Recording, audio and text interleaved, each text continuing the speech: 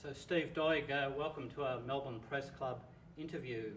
What is data journalism?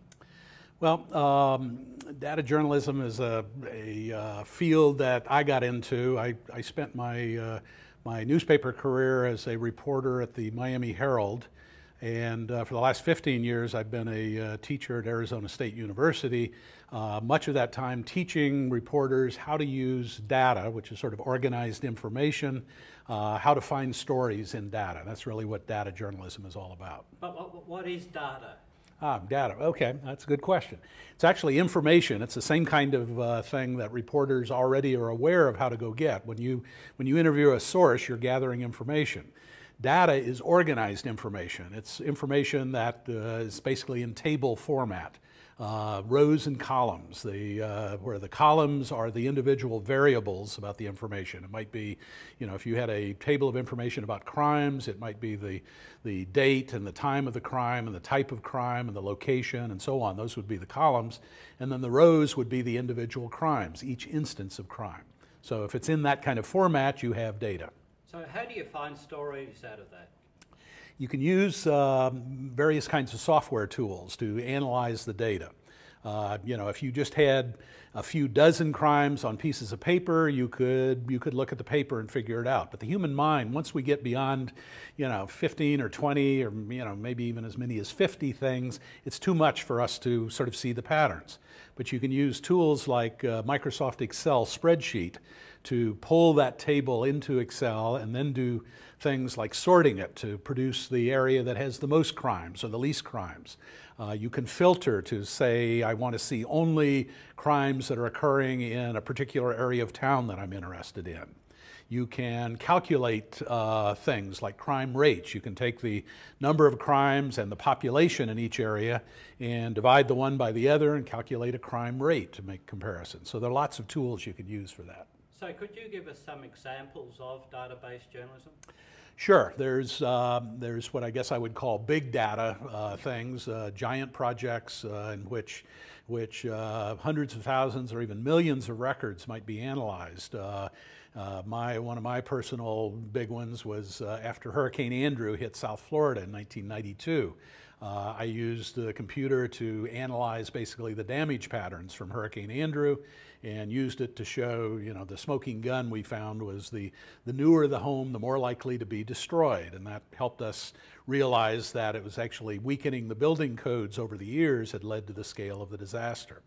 So you can have either those big kinds of projects, but more often even daily journalism can be enhanced using data journalism. Small things, getting, if your school system releases the test scores for all the schools, instead of taking it on a piece of paper or listing it in alphabetical order, might be what you would want to do would be pull it into a spreadsheet like Excel, sort it so that the best schools are at the top and sort of in decreasing order so that you see them ranked by basically the scores they had. So journalists usually just want the bottom line. How long does it take to learn how to use Excel properly? Well, you can, maybe with an hour of instruction, you can start doing really good and useful things with something like Excel. The nice thing about Excel is you don't have to learn how to do everything it can do before you can start doing useful things. Even something like sorting is actually very journalistically useful. And to learn to sort, if you've got the data in there, it's basically if you can learn to point your cursor at a little button that says A to Z and click on it, you will have sorted the data. So already you will have had some power that you didn't have before. So it doesn't take long to sort of learn the things that can be done. The other nice thing about Excel is that it's all menu driven. So even if you don't use it for 6 months, as long as you know that sorting exists, you can wander around in the menu until you find essentially the sort button and hit it again.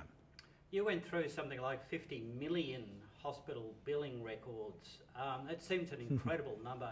How do you handle that amount of information? Yeah, that was sort of a different order of magnitude kind of problem. It's really too big for Microsoft Excel, and in this case, I used basically a heavy-duty database program called SAS, which is designed for basically that kind of thing, for taking lots and lots of records.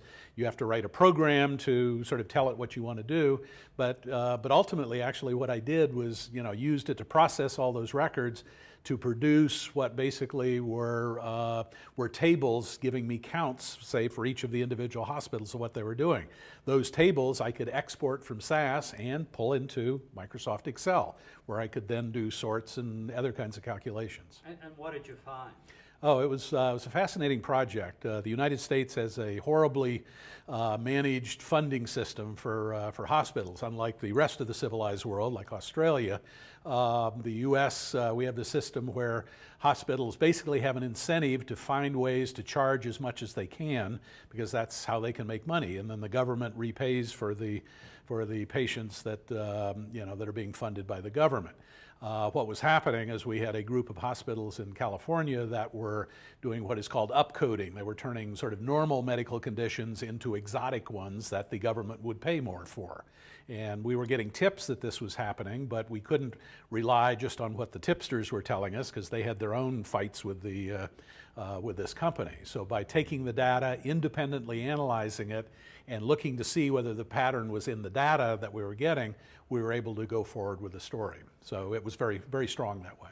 So if journalists and others want to learn how to use Excel and how to use the knowledge of data journalism, how do they go about learning it? There are a variety of things you can do. I don't recommend taking like an Excel course from your local business school, because those things are always sort of aimed at business people. They don't resonate with journalists. We want to do things with data that works for journalists, things about crime and government and politics and elections, those kinds of things that we work with. A good place to learn some of this is through IRE.org, Investigative Reporters and Editors.org. It's a U.S. organization, but it's actually become global. We have hundreds of international journalists that are members, and on that site, if you join that site, it's like $65 a year. If you join, you get access to, for instance, all kinds of tutorials on, say, learning to use Microsoft Excel, practice data sets, things that will walk you through, give you a chance to practice some of these things. Another great place to see some of the things that can be done is a new publication that's just come out called the Data Journalism Handbook. In fact, the place you can find it is datajournalismhandbook.org, all one word. And the best thing about it is the price is right. It's free. Go to that site and you click on the free web version, you'll dive right into a book that has dozens of sort of case studies and examples that have been written by data journalists around the world, all who in the last 6 months have contributed to this publication. So using Excel, you were part of a team that won the most prestigious award in journalism in the United States, a Pulitzer Prize. Mm-hmm. Can you just describe a bit more detail what you actually did? For that, yeah, this was the Hurricane Andrew project. After Hurricane Andrew hit South Florida, about 80,000 homes were badly damaged. Mine was one of them, so I was, one of the pissed off homeowners who we were saying, how did this happen? We'd always been told that we had the toughest building code in the nation because of hurricanes. So why was my house, which was way inland, I wasn't like I was on the coast or anything, how did it get destroyed? So what we did was we took the database of the location of all the homes that were damaged, that had been gathered by the government, and I used the computer to match it up with the property tax roll, which told me information about each of those homes, the price of the home, the size of it, the type of construction, and the year it was built. And it turned out the year that it was built was the key variable, the smoking gun, and the pattern was the newer the home, the more likely to be destroyed. And what it basically did was lead us to the weakening of the building code over about a 20-year period when we didn't have very many hurricanes coming through. So there was pressure on builders and on the politicians to sort of make things a little easier so that home prices stayed down and they could sell more homes. And it turned out to be a very bad idea. Steve Doig, thank you for talking to the Melbourne Press Club. My pleasure.